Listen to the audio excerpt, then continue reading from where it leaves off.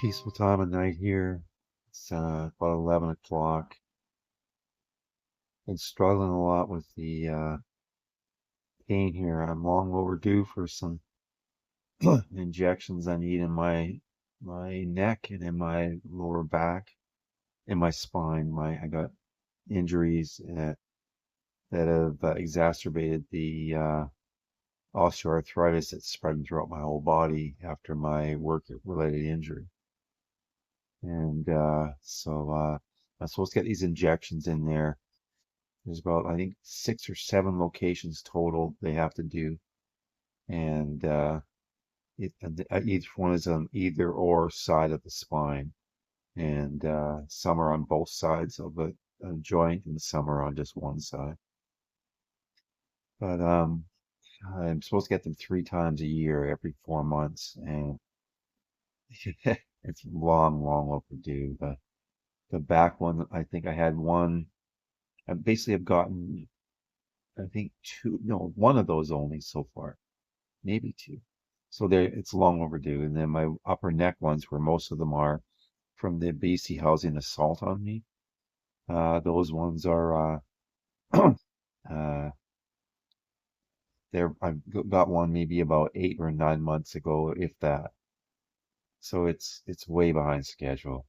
And then the idea behind those is you do that instead of surgery. I need a surgery to repair it, but the surgery is too risky and no guarantee it's going to fix the problem. So they do these injections in hope of getting the inflammation under control. But if they delay giving me the injection, then the inflammation just builds up again, and all the gains that we had made are lost.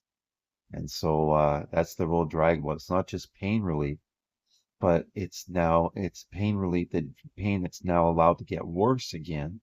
So any relief I did get that started to bring the pain levels down, that's lost. And so when I go back in, now we're doing 2 steps back, 1 step forward always. So it's really quite frustrating. A little bit has to do with my move, has made things a bit worse, but my medical care has been greatly influenced by the police and then by my activism. And so that's the main reason why it's all behind. Nobody has delays and waits like I have to go through. I was hit and run by a car over 3 years ago, and that's what first damaged my titanium knee, and it still hasn't been treated. They have all these mixed diagnoses. 1 minute, oh, there's nothing wrong with it. It's built like a tank. Next minute, it's, oh yeah, you need surgery. Next minute, it's like, oh no, surgery's not dictated. Then they don't do anything. I'm like, yeah, but it's still in pain, but it wasn't in before, and it's supposed to be the good knee. And so then they go, okay, maybe it's an infection, and then they do one test for that, and I don't hear anything back. Like, guys, you gotta treat it. But it doesn't suit the case for the city of Victoria and for the district of Saanich if my injuries are acknowledged. If they're treated and acknowledged, then that shows that I was injured by police. And so they don't want that. So they want to try to minimize it and make it seem like I'm just exaggerating or whatever.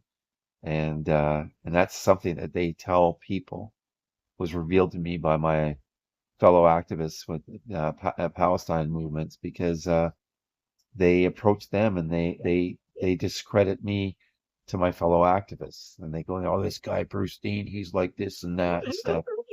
So it plants doubt in their minds. It's divide and conquer techniques, and so a lot of people fall victim to that. That's why governments use divide and conquer all the time, because it's effective technique.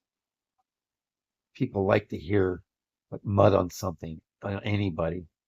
So yeah, it's easy to go in, and then my case against Chief Jamie Graham proved that there are always undercover officers in every action around. So there are undercover officers in the Palestine movement, and they're planting seeds and whatnot. I've got some recordings of some really odd stuff happening, but I don't publish stuff like that because then I'm participating in the divide and conquer. So I don't publish that stuff, but I got recordings of people who are clearly undercover officers. And an undercover officer doesn't mean it's a cop. What they do a lot of times is they'll catch somebody, like they'll get some guy and they'll bust him for something. And in the process of that, maybe it's a drunk driving thing or something like that or whatever. And through the process, they get a look at his phone and they find some child porn or something like that. So instead of busting him for child porn, they hold it against him and they make them work for you. Like that's what happened with the undercover officer embedded in my movement was the No 2010 movement. And the group as a whole was very effective. And I basically just documented, videotaped and stuff like that.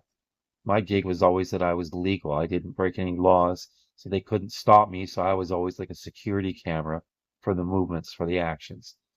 So there was nothing they could really do to me anyways. So they had to badmouth me. They had to do whatever they could to undermine me. And that's what the first investigation into my complaint against Chief Jamie Graham was.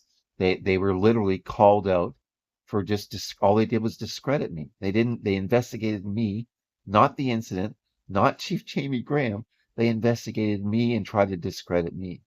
And so they were called out for that. And that's why there was a second investigation called for, because the first one was just proven to be a total scam. So totally corrupt investigation done by the RCMP.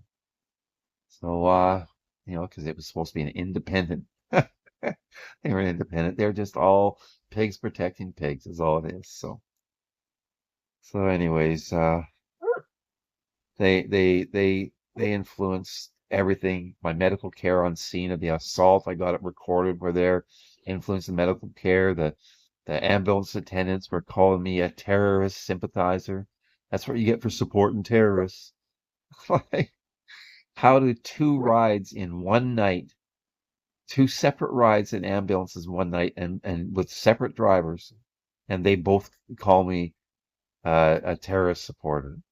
It's because the police talk to them and everyone likes some good mud on something, so they latch onto it without realizing.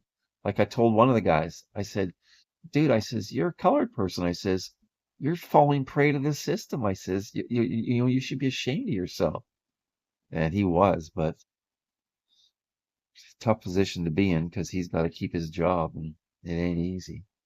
If he calls people out for being racist and stuff like that, he's not going to keep his job. So anyways, but the point of the recording tonight anyways is that I finally got ahead of my pain here. Just started clicking in about 10:30 or something like that. I started feeling like, oh good, I got it under control because I took Nallah out to the dog park. And I did a bunch of organizing around here. There's so much to do from the move still, and all I can do is little bits at a time, and that wears me out. So I get these nice moments once in a while where the pain is really under control, and I just don't want to move. But I got stuff I have to cook. Now is dinner up and my dinner up still. But I just don't want to move because that's going to mean pain. And I just like the moment where I can just sit here sometimes in quiet, sometimes just listen to some music, sometimes watching a video. It's nice to sort of feel human. Yeah, it's nice to feel human sometimes.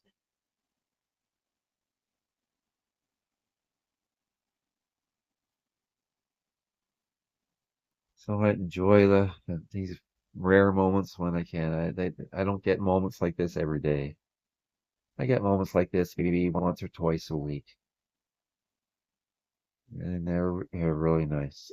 It's really nice. Sitting here with my girl here.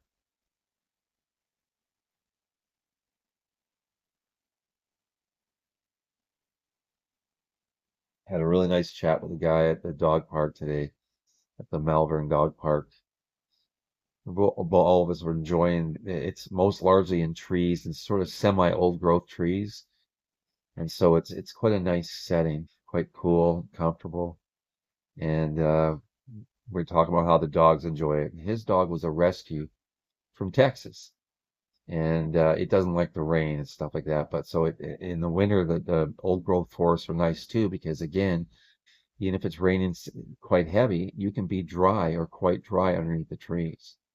So it's a really nice dog park for that aspect. And but we were both just talking about the joy of our dogs, our rescue dogs. His was traumatized, and he talked about how his dog is finally learning how to play with its toys and with its squeak toys and whatnot and enjoy, because it didn't have a good life. A lot of it was spent on the street. They figure the dog was on the street for at least 5 months or something like that.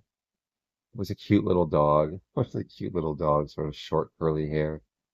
And just to think of it having to live in its own struggle and find its own food for that long and stuff. And just to see the joy in that guy's face and hear it in his words about how good it feels to